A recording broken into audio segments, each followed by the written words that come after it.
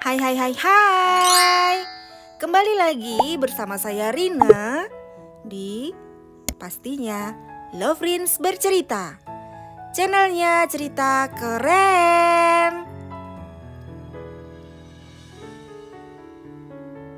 Jangan lupa like, subscribe, dan bunyikan loncengnya. Kembali di sebuah kisah yang harus kamu baca sebelum jatuh cinta. Cerita ini terinspirasi dari kisah nyata karya Ajeng Maharani. Episode sebelumnya, Palung menyimpan dendam pada sang ayah dan tante Hasna.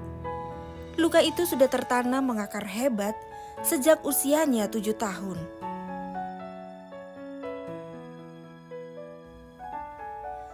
Sementara Galih, setelah lebih 6 tahun bersama Hasna, kini ia lebih sering merasa kesal dan sesal hidup dalam kungkungan teror Hasna setiap hari. Bagaimana kisahnya selanjutnya?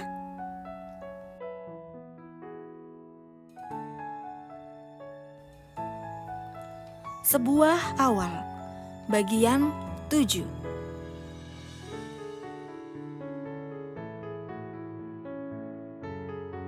Bunda, liburan besok kita mau kemana? Tanya Biru sambil menyendok puding.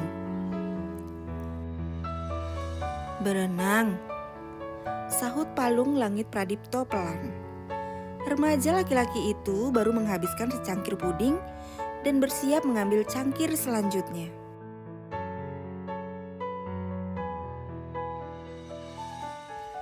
Setuju. Kita berenang yuk bun.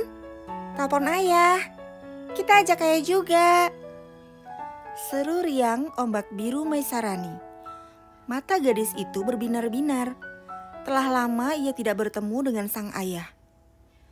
Mendengar permohonan kedua buah hatinya itu, Artia merasa haru. Tidak mungkin ia mengatakan ayah mereka menghilang dan tidak bisa dihubungi lagi. Wah, sepertinya ayah gak bisa ikut sayang. Loh, kenapa bun? Biru merengek kecewa. Bagi anak perempuan, bagaimanapun seorang ayah tetaplah cinta pertamanya. Ayah sibuk sayang. Ya. Biru menancapkan sendok pudingnya di dalam cangkir. Selera makan gadis kecil berjilbab oranye itu mendadak hilang. Halah, paling gak dibolehin Tante Hasna lagi. Gerutu Palung. Matanya tetap asik tertambat di cangkir puding. Menyendokinya dengan cepat. Sahut Biru. Wajahnya merengut.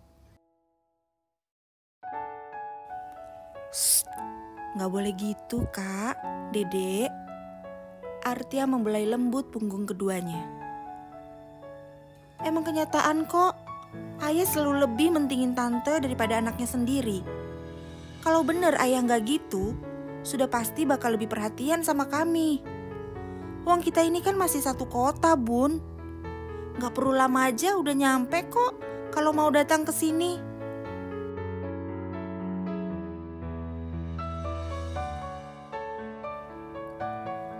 Ucapan Palung bernada cukup tinggi, membuat Artia hampir menahan napas.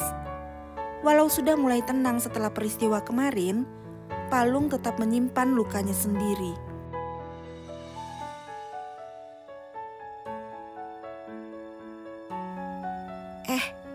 Gimana kalau liburan kita nginap ke rumah kakek dan nenekmu?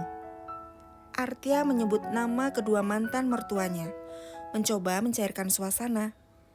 Ditatapnya Palung dan Biru secara bergantian sambil mengulas senyum. Dadanya sedikit berdebar-debar. Ia takut usulnya itu ditolak dan mereka tetap ingin berenang bersama Galih. Mau. Dede kangen kakek dan nenekmu. Kangen banget. Seru Biru. Kak, Tanya Artia pada Palung. Remaja itu pun mengangguk. Artia mengulas senyum lebar. Ia lega melihat Palung dan Biru bersemangat lagi.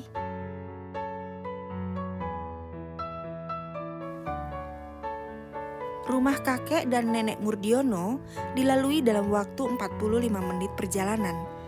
Sabtu sore cukup padat, waktu terasa lebih lamban dari biasanya. Mobil Artia memasuki halaman rumah sang mantan mertua. Suasana nampak hening ketika ketiganya turun dan melangkah ke arah teras. "Assalamualaikum," seru Biru sambil lesat menghambur ke arah teras.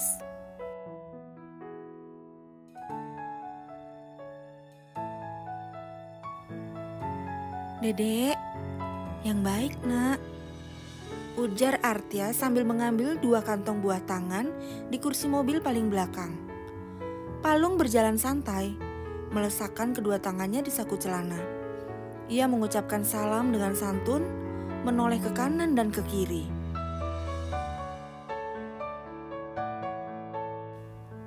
Kakek neneknya tidak nampak. Padahal biasanya setiap sore mereka berdua duduk di teras sambil menikmati teh hangat dan angin sejuk menjelang senja. "Waalaikumsalam."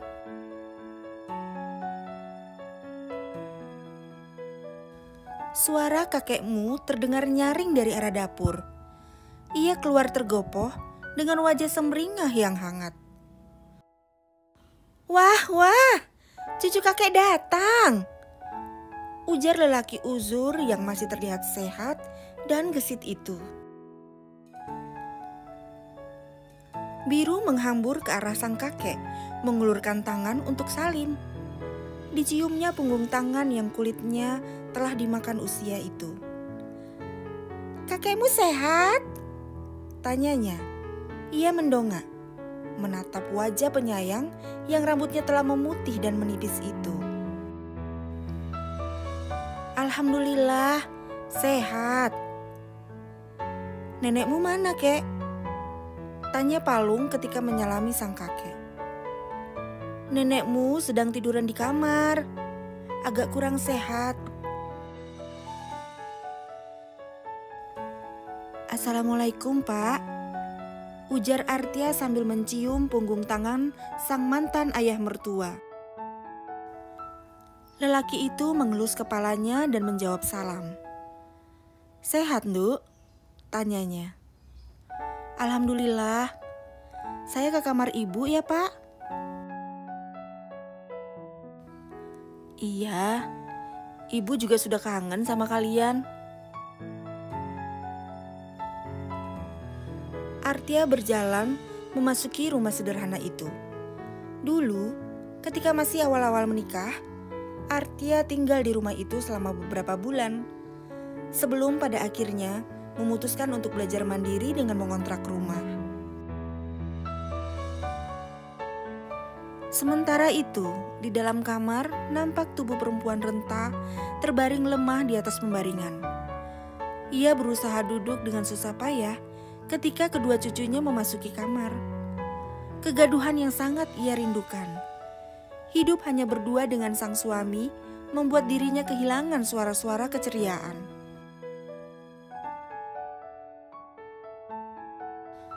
Artia datang dan segera mencium tangan sang mantan ibu mertua.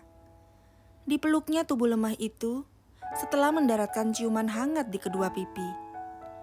Bahunya terasa basah. Tubuh lemah itu pun bergemetar.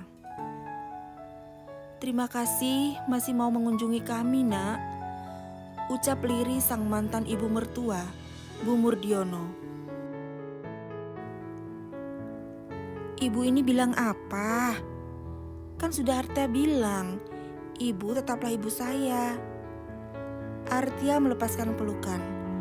Ia menatap wanita uzur di hadapannya itu. "Kamu menginap, Nak?" "Iya, Bu." "Kemarin lusa, bapakmu tiba-tiba ngomong kalau kangen sama sambal kacang bikinanmu. Kalau ibu yang bikin, selalu bilang, "Gak seperti bikinanmu." Artia merasa terharu. "Iya, Bu. Besok Artia akan bikinkan sambal kacang ya. Kita goreng tahu yang banyak.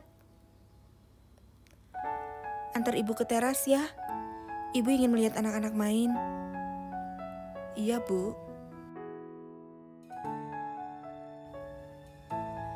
Artia bangkit dari tempat tidur. Dibantunya Bu Murdiono untuk berdiri.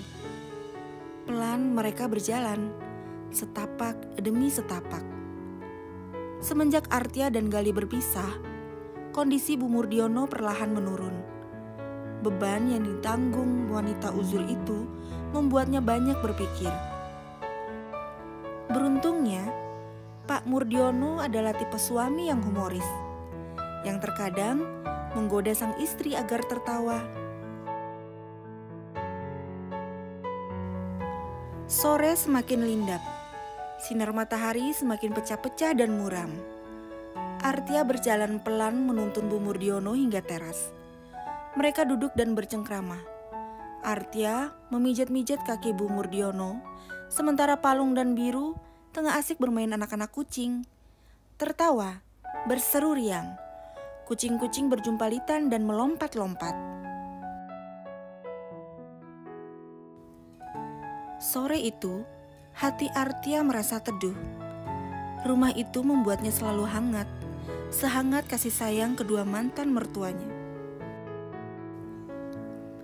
Namun diam-diam, dalam hati Artia, setiap kali menginjakan kaki di rumah yang hangat itu, pelan tapi pasti, kenangan-kenangan penuh luka itu akan kembali menyeruak.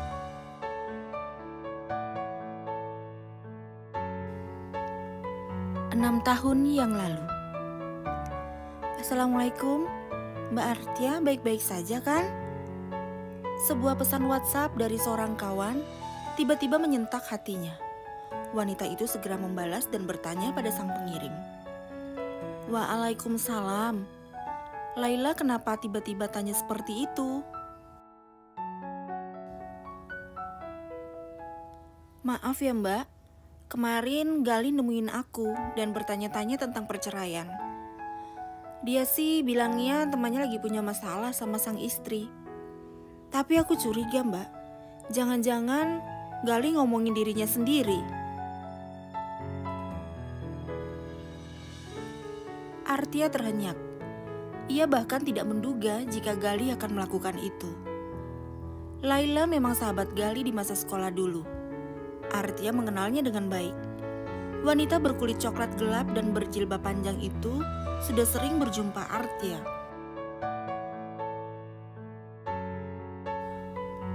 "Iyalah, 3 hari lalu Mas Gali bilang ingin cerai." Ada tekanan kuat di dada Artia ketika mengetikkan balasan.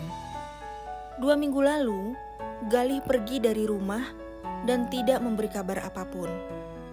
Artia hampir gila dibuatnya.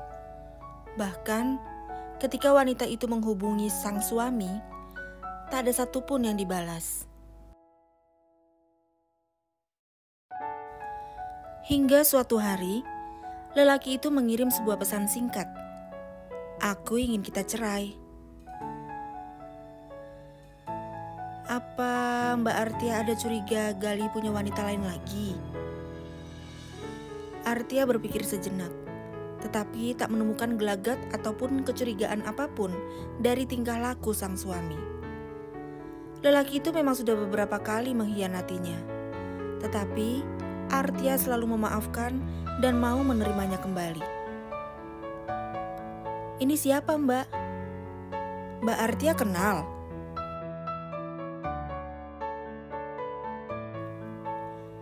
Laila mengirimkan sebuah foto yang diambilnya dari IG Gali. Seorang wanita cantik berkulit putih, berambut panjang, dan sedang berdiri di samping Gali. Keduanya tengah mengenakan seragam kantor. Artia tahu foto itu. Gali pernah menunjukkan beberapa foto ketika baru saja pulang dari sebuah acara seminar kantor di Pacet.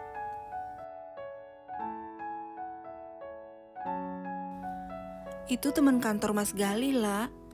Cuma sekali itu ketemu pas acara kantor. Dia dari cabang lain, di Gresik. Hati Artia berkernyut. Tiba-tiba kecurigaan adanya wanita lain mulai mempengaruhinya. Jangan-jangan apa yang dikatakan Laila benar. Kalau ini,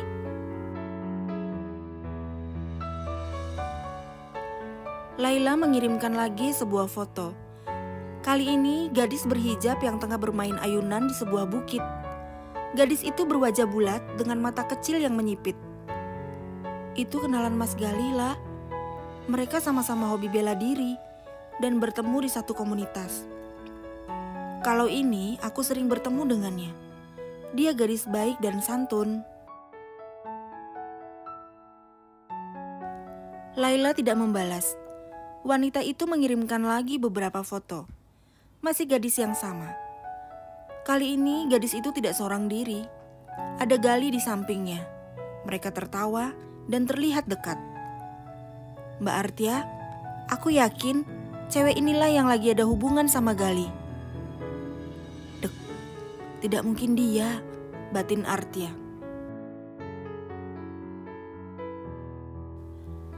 Gak mungkin Della. Gak ada yang gak mungkin, Mbak. Gadis inilah yang sudah mengkhianati kepercayaanmu. Artia menelan ludah. Seketika, segalanya berputar di dalam kepalanya yang mulai carut-marut.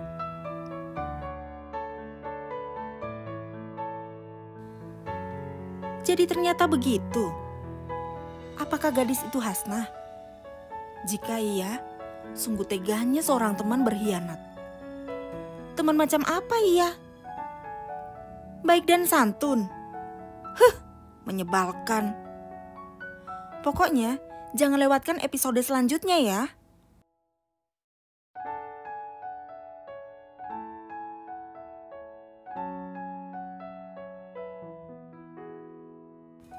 Pemenang kuis episode sebelumnya. Selamat buat Sigit Nur dan Beom Heart. Kamu berhak mendapatkan pulsa masing-masing 50.000. Kirim nomor HP-nya ya ke 0859 3311 5757. Ditunggu.